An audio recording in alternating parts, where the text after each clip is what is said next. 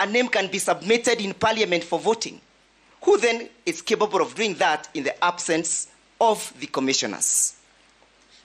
My ladies, my lords, we submit that IBC, as currently constituted, can only execute administrative functions and it has no capacity or ability to execute the function under Article 99 as read together with Article 137 of the Constitution. My ladies, my lords, the Constitution as read together with the IBC Act has created distinct functions that for the commissioners and the secretariat. And you'll find that, my ladies, my lords, in the decision,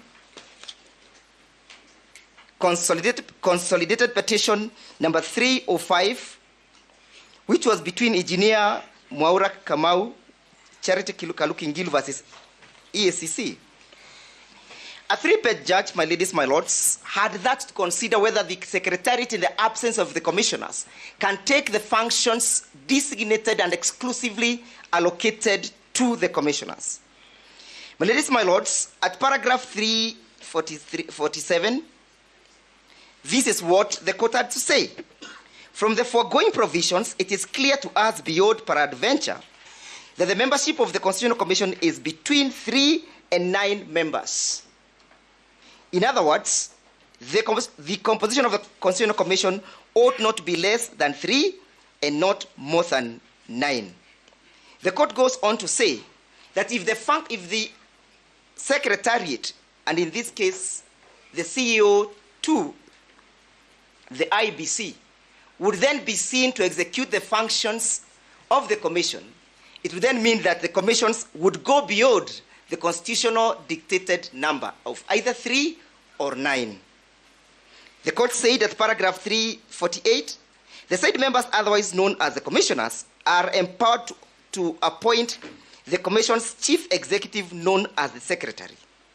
To contend that the secretary, who is an appointee of the commission, is part of the commission would mean that the commission would, where commissioners are 9, be composed of membership of 10. The court said one only needs to mention this to realize how ridiculous this argument is. It is therefore our submissions, my ladies, my lords, that the name that was submitted to Parliament is not capable of replacing, in the event this court dismisses our petition and upholds the impeachment, the Deputy President of the Republic of Kenya. The court further said at paragraph 353,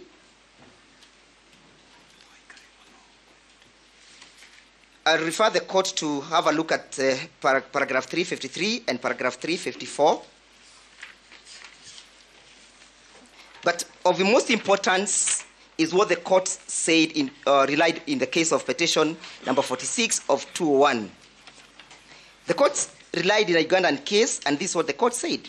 It is clear to us that under the Constitution and under the legislations, the foundation of the power of a secretariat is the existence of the commission. The secretary and the secretariat can only carry out the powers vested in their offices when the commission is in place, exercising its powers, since they implement what the commission has approved or resolved. Again, I urge the court to look at paragraph 356 and also 358. But most importantly, my ladies, my lord, is what the court is saying at paragraph 362. This is what the court had to say. We therefore also agree with the petitioners that any decisions purportedly transmitted to the DPP recommending the prosecution of the petitioners without the sanction of the commission would not be in compliance with the law and the Constitution. We urge you, my ladies, my lords, to find that the name that was submitted in Parliament is not capable of replacing the Deputy President of the Republic of Kenya. Why is that important, my ladies, my lords? Because if the orders are lifted today, that will be the next course of action My Lord, that's not a finding you can make in your ruling on an interlocutory application. Well, why, my ladies, my lords? Because this is a train with many compartments and many stopovers. The next stopover that we shall land on, my ladies, my lords, if the orders are lifted, is to have a person who was not duly appointed in accordance with the Constitution taking over the office of the Deputy President. My ladies, my lords, permit me to draw your attention to paragraph 365, 336, and 337 of the same judgment. And this will be my final submissions in respect to this judgment. At paragraph 367, the court is saying, whereas a commission may be disabled in its ability to perform its functions, such disability does not automatically render the commission extinct. Such an event, in our view, only places the commission in a state of dormancy until such a time as it is able to carry out its functions. My ladies, my lords, I have perused the replying affidavit filed by Marjan on behalf of the IBC. He makes no reference to the memorandum filed by the President.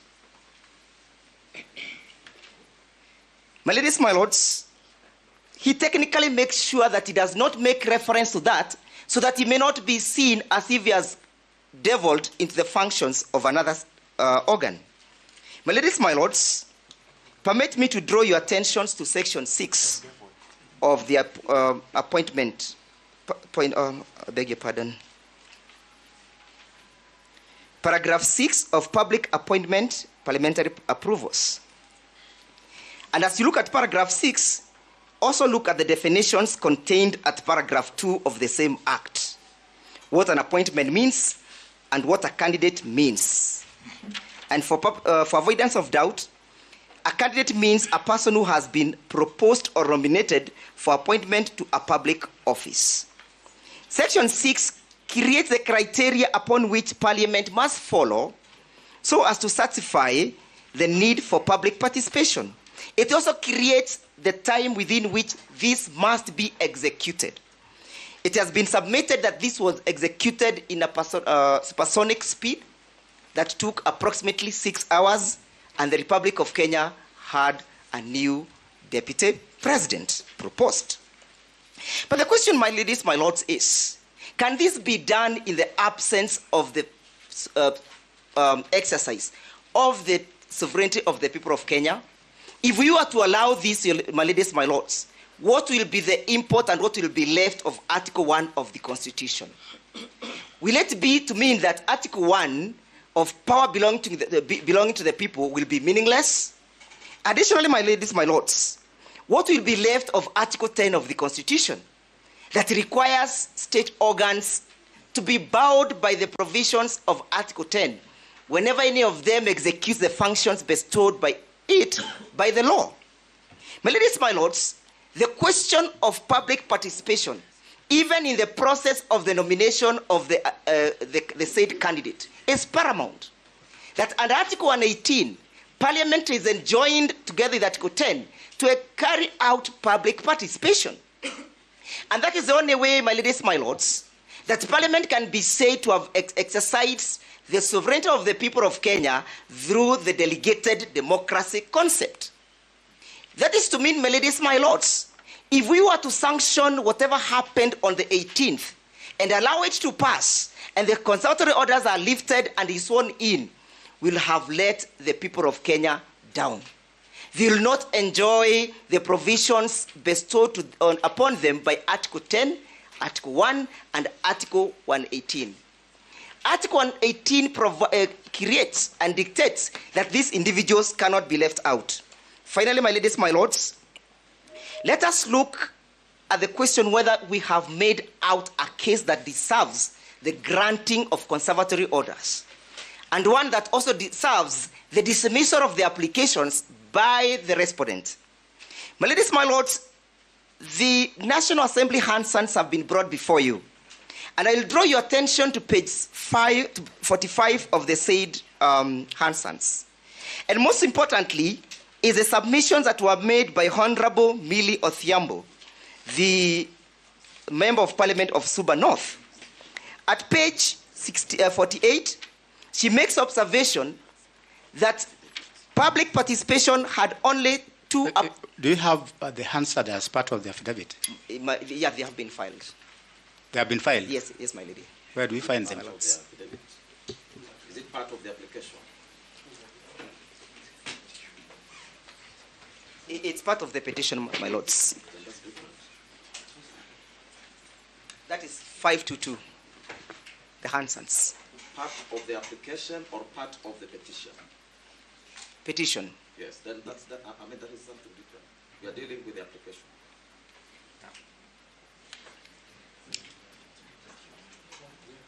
But most importantly, my ladies, my lords,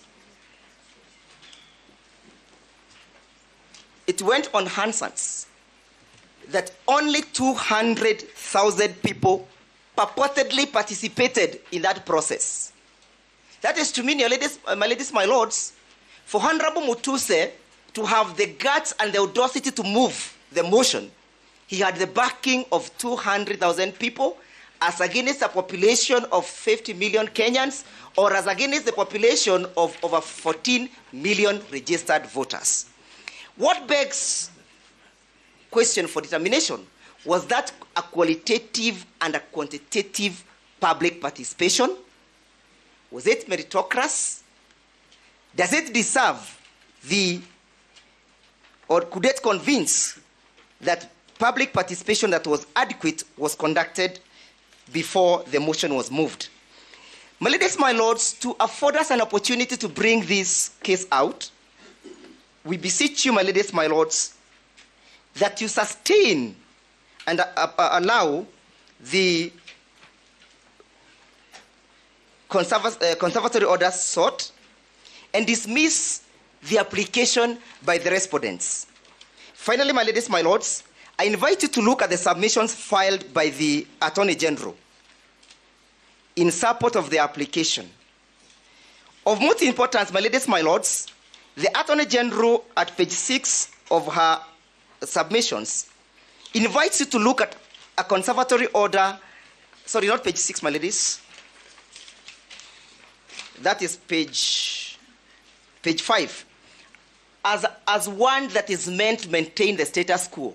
And she tells you, my ladies, my lords, that the status quo to be preserved is a status quo ante. That is to mean that the status quo that the court needs to preserve is the approval and the voting of Mr. Kindiki. That is, according to her, the status quo that she needs to be preserved. And she makes out a case that the conservatory order needs to be set aside so that that status quo can be sustained. There can never be anything that is far from the truth, my ladies, my lords. The orders of Justice Mwongo stayed each and every aspect that took place, including the implementation of the resolution by Parliament to consider the first petitioner as impeached. She further tells you in her submissions that conservatory orders are only capable of being granted under Article 23 of the Constitution. And she argues that Article 23 only relates to the Bill of Rights. And then she further argues that if the petition is not premised on violation or infringement or denial of a human right, then conservatory orders, according to her, are not capable of being granted by the court. But my ladies, my lords, we have put up a case that a right to a fair hearing was denied. We have put up a case that the Senate of the Republic of Kenya decided to abrogate Article 25 of the Constitution.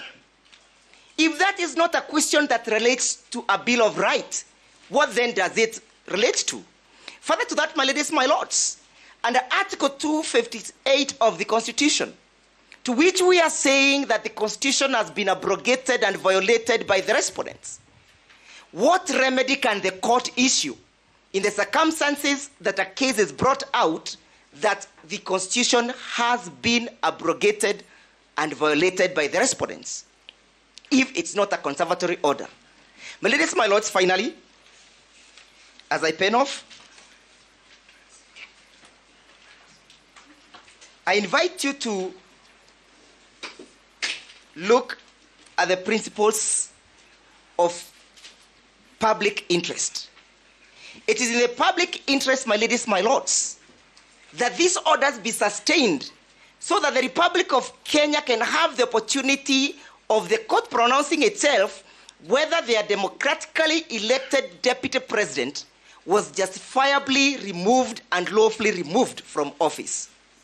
That is to mean, your ladies, my lords, that under Article 38 of the Constitution, the people who supported the deputy president have a legitimate expectation. A legitimate expectation that their deputy president, as elected, will be subjected to a proper and accountable and transparent mechanism of removal. They also have a legitimate expectation that if any organ constituted by the Constitution does fail to abide by the dictates of the Constitution, that this court will uphold that position and that this court will set aside the impeachment. And the consequences of that, my ladies, my lords, is that if this court is convinced by our argument to set aside the impeachment, the question will then be that the deputy president will assume office. Number two, my ladies, my lords, you'll be urged to set aside the conservatory orders on the basis that there is constitutional crisis that is looming. But who has precipitated and created this constitutional crisis, if it does exist, if not the respondents? If they followed the law to the letter, and we feel satisfied that our client was justifiably removed from office, we would not be before you, my ladies, my lords. We would have taken an ample pie and go home. But we are here before you, my ladies, my lords, because the situation has been precipitated and created by the respondents. Finally, my ladies, my lords, if the respondents are the ones who are at fault, do they deserve your mercy? What is the position of equity if they come to you with dirty hands? Do they deserve your mercy? He who comes to equity must come with clean hands. They are the transgressors and the violators of the Constitution. And therefore, my ladies, my lords, they cannot come before you as though they are saints. I so urge you, my ladies, my lords, to dismiss that application and uphold the application for the maintenance or for the retaining of the conservatory orders. I am most humbled. Thank you.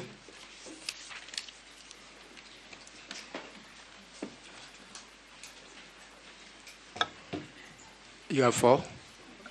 My Lord, I appear for the 9th petitioner. You will have 5 minutes.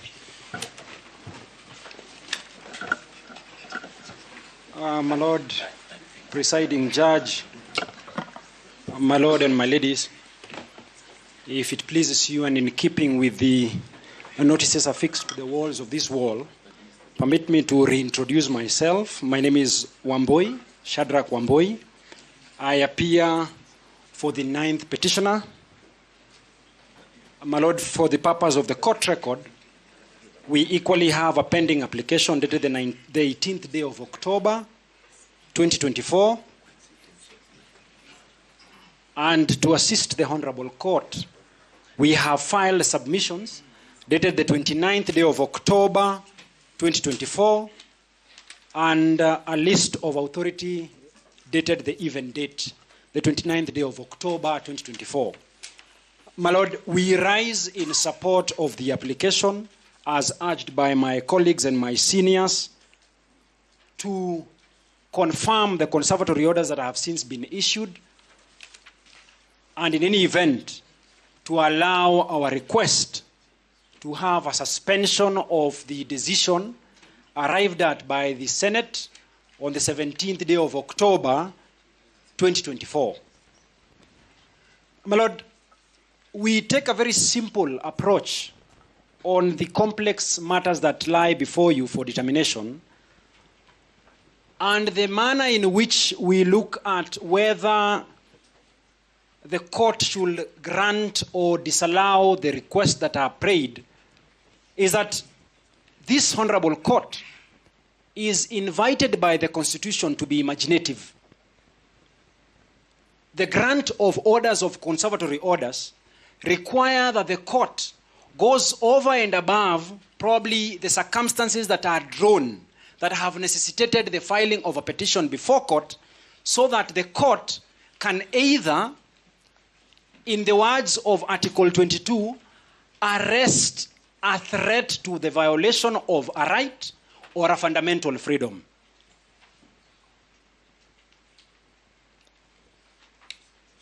My lords and my lady, doctor, for you to imagine the circumstances that would be if the orders are not confirmed by this honorable court, then, my lords and my lady, you must, and I say this with tremendous respect, reflect on the assumption of the Office of the President Act in order for this honorable court to be alive to the prejudices or the prejudice that the petitioner and the Honorable Deputy President Rigathi Gachagua will face if the orders sought are not confirmed. My lords and my lady, we make the submission that to disallow our application will lead to a wastage of public resources, which this court is joined under Article 201D.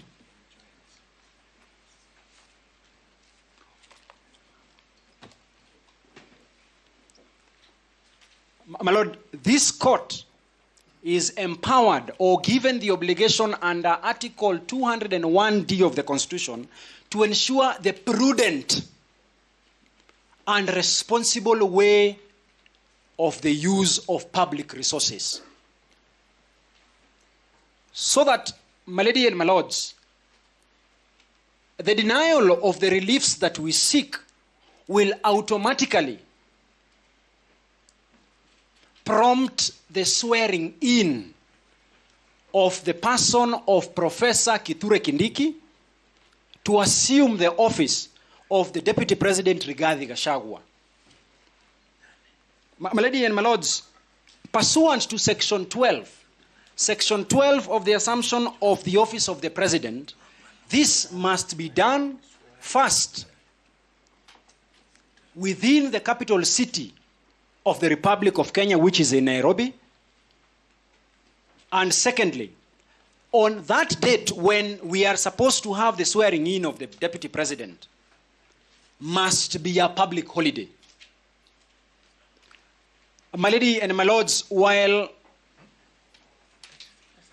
being treated to a public holiday might not seem to be a bad thing, as it will give the court and councils an opportunity to rest, it's a bad thing, for one, that firstly, Kenyans who live from hand to mouth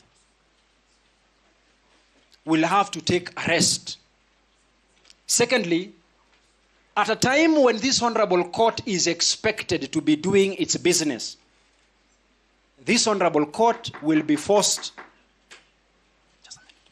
my lord, to retire and perhaps to add on to the backlog of cases that we face in the Republic of Kenya. So that, my ladies, my lords, as I conclude my very humble submissions, so that I can pave the floor to my senior, is, my lords, you have an opportunity of arresting a situation that will lead to the use of public resources in a public ceremony that may, in the fullness of time, end up be declared as unconstitutional for the very grounds that we will be persuading you when we come to making arguments in support of the petition that lies before court. My lords, that should be all from me. I will pave the floor to my colleague Wanjiku. Thank you. Thank you. For the ninth petitioner. Thank you. My lord, may I just for housekeeping, my lord. My lord, is it possible that at least the court is told who appears for who? Because we may have, I do not know how many advocates are supporting. We may sit here to the end of time because each person is taking 5 minutes, and my concern is that the advocates who are appearing for the same client taking 5 minutes each, and then we do not know what we're dealing with, my lord. You appear for which party? For the 9th respondent, for the 9th petitioner, my lord and my lady. The same person? Yes. You had 5 minutes to share between the two of you. Mr. Wanjiku, Wamboi has taken more than that.